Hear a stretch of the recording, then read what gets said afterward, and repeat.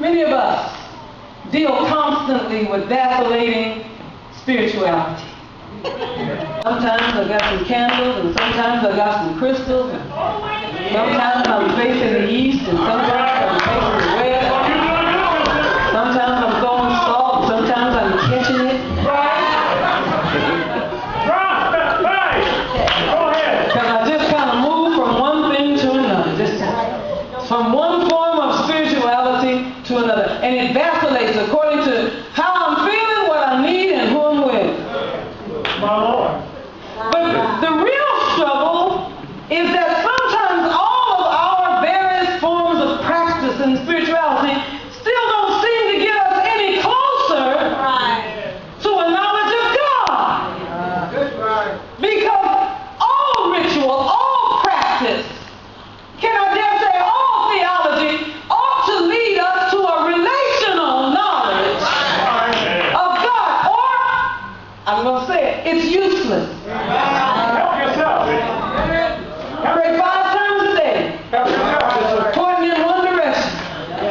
And if you don't get up off the ground with a knowledge of God that is relational, then what you've done is gone through a practice that may make you feel spiritually dutiful.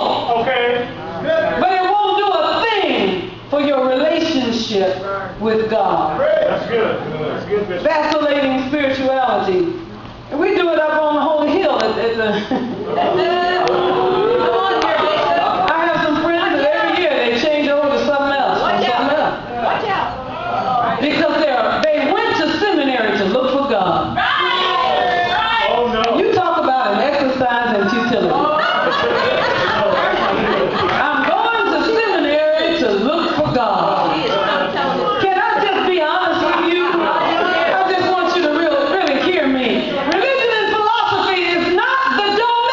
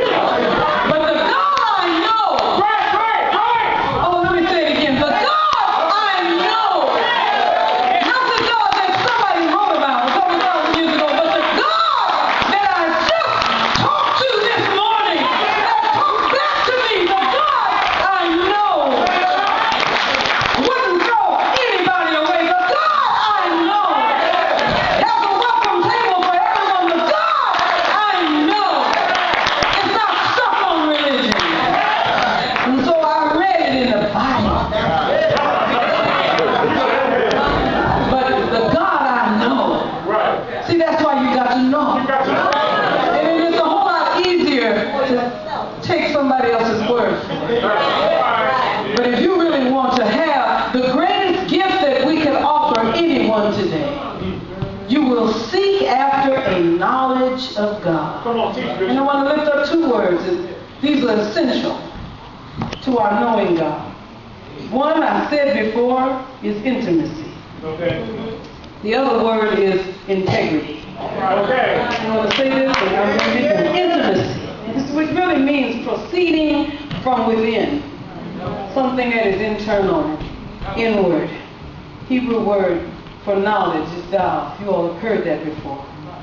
And it comes from the word yada. Da.